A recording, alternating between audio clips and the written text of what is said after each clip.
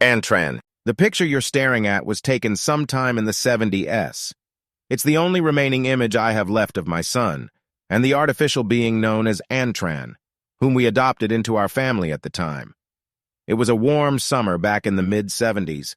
I was driving home from my logging company after a long shift when I had to make a stop at the local garbage tip to drop off some old desks my mother had given us. Something caught the corner of my eye as I bent down, and upon closer inspection was shocked to see what I originally thought was a doll, a plastic outer shell with metal limbs, and more shockingly, a humanoid face with cold, dark eyes. I'll be honest to say I was curious at the time and incredibly impressed with the workmanship, so I didn't think twice before placing it carefully along the back seat of my car and took it home. My son's interest was almost as intense as mine, and we bonded over the course of a few days opening it up, looking at its circuitry, and seeing if anything had been misplaced or broken. Eventually, to our surprise, the being, or android, seemed to come to life.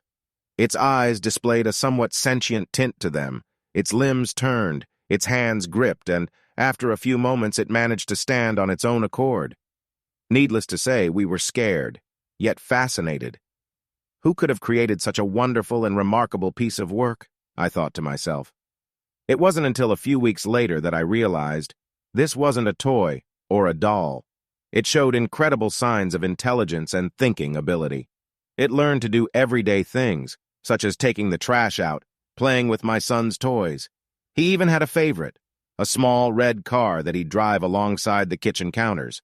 It learned to mimic our ways, trying to eat from a fork, despite having no digestive system, moving its mouth, despite lacking the ability to speak. I knew this was something else, perhaps a military piece of hardware or a private project. I knew I should have handed him in, but when I watched my boy play with it so happily, his face lit up. I couldn't do it. He's always been so lonely. This was one of his only friends. What kind of father would I be to deny him the right of happiness? It couldn't hurt to allow him to keep it for a while. We named him Antran, which was the print in capitals written in small font across his back. A few months passed quickly, and family life seemed to be improving. He was one of us.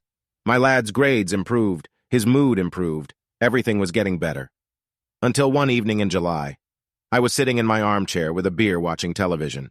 My boy and Antran had knelt down on the rug, play fighting with one another, as boys do, when suddenly my attention was drawn to a loud gasp. I looked down and saw my child gripping his arm. "What's wrong, Adam?" I asked. He rolled up his sleeve, and on his arm was a large red mark covering his forearm.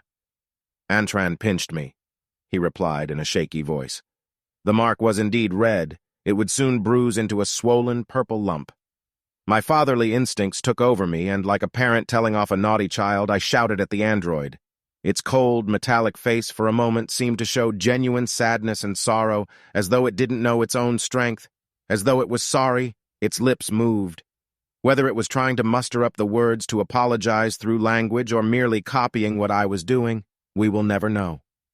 Later on in the evening, I apologized for the shouting, told it everything was okay, and thought nothing of it.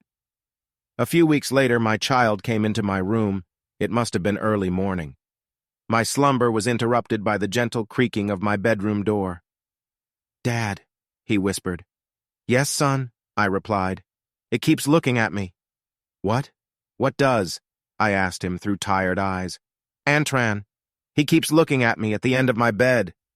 His voice trembled, fearful. I could tell something wasn't right. I noticed him rubbing his other arm and immediately called him over. Pulling up his sleeve, my heart sank. More bruises. Must have been 4, 5 all the way up his small arms. "Take off your shirt, Adam," I asked, trying to keep calm. I could feel a cocktail of emotions rising within me. Panic, fear, anger.